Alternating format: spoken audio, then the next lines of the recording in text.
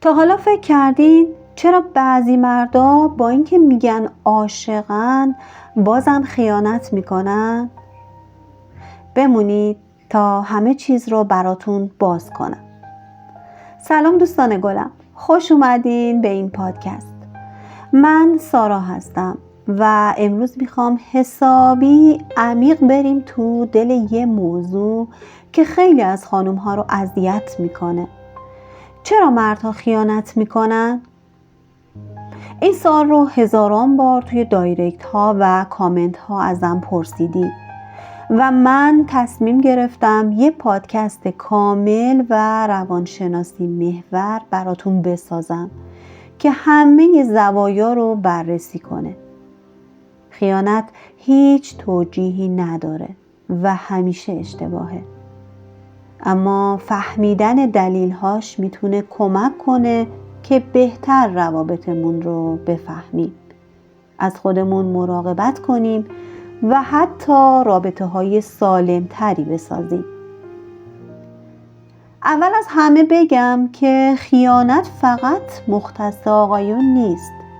خانوما هم گاهی خیانت میکنند، اما تحقیقات و آمارهای مختلف نشون میدن که مردها درصد بالاتری دارن.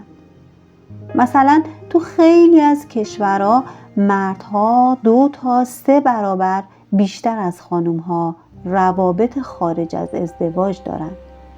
حالا چرا؟ بیایید قدم به قدم با لحن خودمونی و بدون کلمات پیچیده خارجی همه چیز رو باز کنیم.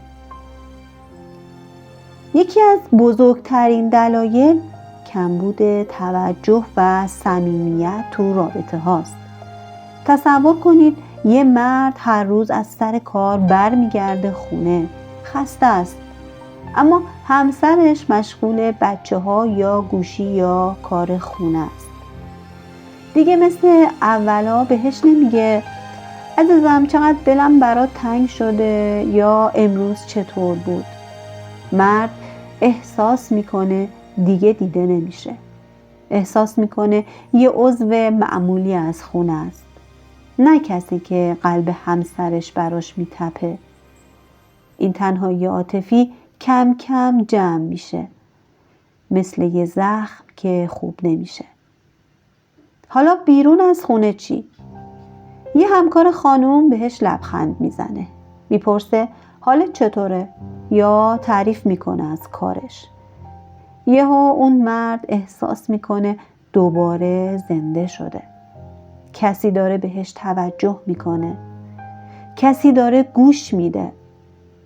این توجه جدید مثل یه داروی مخدر عمل میکنه. اولش فقط حرف زدنه، بعد پیام دادن، بعد دیدار و یهو همه چیز از کنترل خارج میشه. خیلی از مردها میگن نمیخواستم این اتفاق بیفته، فقط احساس خوبی بهم میداد. دلیل دوم، نیاز به هیجان و تنوع. رابطه های طولانی مدت مخصوصاً بعد از ازدواج و بچه دار شدن پر از روزمرگی میشن. صبح بیدار شدن، کار، شام، خواب. اول شور و هیجان، دیگه اون پیام های عاشقانه نیمه شب، قرارهای رمانتیک کم کم کم رنگ میشن. مرد احساس میکنه زندگیش قابل پیش بینی شده. حالا یه نفر جدید وارد میشه که همه چیز باهاش تازه است. هیچ سابقه‌ای ندارن، هیچ دعوایی نکردن، هیچ مسئولیتی مثل قبض و قسط و مدرسه بچه ها نیست. فقط خنده و هیجان و حس خوب. این میل به تنوع گاهی ریشه در طبیعت مردها داره. مردها معمولاً بیشتر از خانومها به سمت تنوع جسمانی کشیده میشن، چون میل جنسیشون متفاوت کار میکنه. نه اینکه بگیم همه مردها اینطورین، اما خیلی هاشون وقتی رابطه جنسی تو خونه کم میشه یا تکراری بیرون دنبالش میگردن. خانوما بیشتر به صمیمیت عاطفی اهمیت میدن، اما مردها گاهی جدا میکنن این دوتا رو از هم. ممکنه عاشق همسرشون باشن، اما فکر کنن یه رابطه کوچیک بیرون هم مشکلی نداره. بیایید یکم عمیق‌تر بشیم. خیلی از مردها از بچگی یاد گرفتن که احساساتشون رو سرکوب کنن. باباشون بهشون گفته مرد که گریه نمی‌کنه یا ضعف نشون نده. پس بزرگ که میشن نمیتونن راحت با دوستهای مردشون درد دل کنن. همه یه بار عاطفی میفته روی دوش همسر. حالا اگه همسر خسته باشه یا خودش مشکلات داشته باشه، نمیتونه همیشه اون گوش شنوا و آغوش گرم باشه. مرد احساس خلأ میکنه. بیرون یه خانم دیگه میشه، اون دوست صمیمی که همه چیز رو باهاش شریک میشه. مشکلات کار، آرزوها، حتی شکایت از همسر. این خیانت عاطفی گاهی خطرناکتر از جسمانیه، چون قلب رو بیشتر درگیر میکنه. یه دلیلی که خیلی شایعه بحران میانسالیه. مرد به 40 یا 50 سالگی که میرسه موهاش سفید میشه، شکمش یکم میفته بیرون و یهو میترسه که جوانیش تموم شده. میخواد خودش رو ثابت کنه که هنوز جذابه، هنوز میتونه یه خانم جوانتر رو جذب کنه. یه رابطه جدید بهش احساس قدرت و جوانی میده. انگار زمان رو عقب برده. ماشین اسپورت میخره، لباس جوان پسند میپوشه و گاهی هم خیال میکنه تا با خیانت کردن هستی و بودن خودش رو میتونه نشون بده. ریشه های کودکی هم خیلی مهمن. اگر مرد توی بچگی احساس ناامنی کرده، مثلا پدرش خیانتکار بوده یا مادرش خیلی کنترلگر، ممکنه ناخودآگاه دنبال روابط چندگانه بگرده. فکر میکنه اگه همه عشقش رو به یه نفر بده ممکنه از دست بده و نابود بشه. پس یه رابطه پشتیبان داره تا احساس امنیت کنه. یا بعضی مردها ترس از تعهد کامل دارن. ازدواج کردن براشون یعنی از دست دادن آزادی. پس خیانت یه جور فرار از این حسه. فرصت‌ها هم نقش بزرگی دارن. توی دنیای امروز با اینستاگرام و تلگرام و واتساپ، سفرهای کاری، مهمانی‌ها، باشگاه، همه جا فرصت هست. یک مرد ممکنه اصلاً قصد نداشته باشه، اما یه شب که الکل خورده یا استرس داره یا همسرش قهر کرده، یه موقعیت پیش میاد و کنترل رو از دست میده. فرهنگ اطراف هم گاهی کمک میکنه. تو بعضی جمع‌های مردونه خیانت رو شوخی میکنن یا حتی افتخار میکنن بهش. فیلم‌ها و سریال‌ها هم گاهی خیانت رو عادی نشون میدن. حالا بیایید انواع خیانت رو بررسی کنیم. خیانت جسمانی.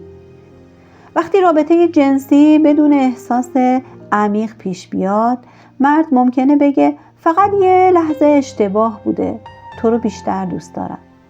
این نوع معمولاً برای هیجان لحظه‌ایه. خیانت عاطفی.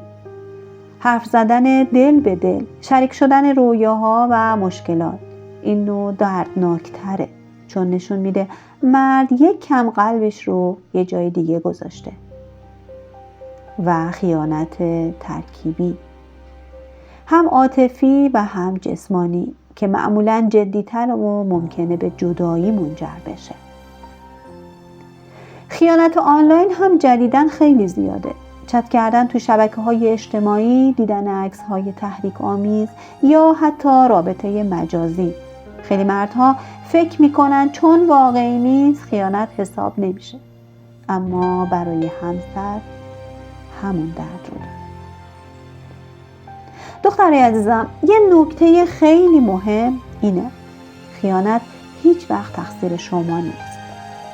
نه چون چاق شدید، نه چون کمتر آرایش میکنید، نه چون خسته این از بچه داری.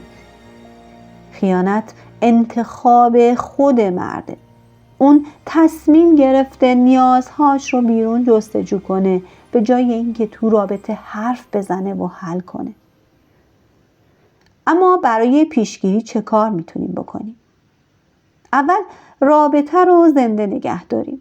حرف بزنیم. نه فقط در مورد بچه و خرید، بلکه در مورد احساسات. قرارهای 2 نفره بگذاریم، حتی اگه فقط پیاده روی باشه. توجه جنسی رو فراموش نکنیم. مردها از لمس و نزدیکی خیلی انرژی میگیرن. تعریف کنیم ازشون. بگیم چقدر برامون مهمن. هیجان رو برگردونیم. سفرهای کوتاه، سورپرایز، لباس جدید. از طرف مرد هم باید تلاش کنه. خیلی مردهای وفادار هستن که نیازهاشون رو تو خونه مطرح میکنن و با همسرشون کار میکنن تا رابطه بهتر بشه.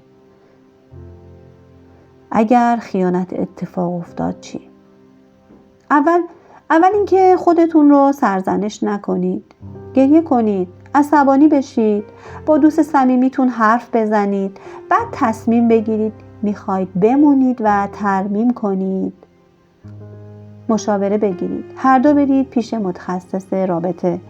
مرد باید کاملا شفاف باشه. رابطه رو قطع کنه و تلاش کنه اعتماد رو برگردونه. بخشیدن سخته، اما ممکنه اگه عشق واقعی باشه به وجود بیاد. اما اگه نمیتونید، جدا بشید و زندگی جدید بسازید. شما لایق بهترینی. یه داستان واقعی براتون بگم. یکی از فالوورهام تعریف کرد شوهرش بعد از 10 سال ازدواج خیانت کرده بود. اول نابود شده بود، اما رفت پیش مشاور. شوهرش هم پشیمون بود و تلاش میکرد. حالا 2 سال گذشته و رابطهشون قوی‌تر از قبله. اما یه نفر دیگه جدا شد و حالا خوشحال تره. هر کدوم راه خودشون رو رفتن. در نهایت دوستان، رابطه مثل یک گلدونه که نیاز به آب و نور داره. هر دو طرف باید تلاش کنن. مردها هم انسانن با ضعف‌ها، ترس‌ها و نیازها. فهمیدن این دلایل کمک میکنه کمتر شوکه بشیم و بهتر انتخاب کنیم. امیدوارم این پادکست براتون مفید بوده باشه. اگر تجربه‌ای دارین تو کامنت ها بنویسید. با احترام به حریم خصوصی همدیگه، مراقب قلب هاتون باشید. شما فوق‌العاده‌اید. ممنون که تا آخر گوش دادید. لایک و سابسکرایب یادتون نره. خدا نگهدار.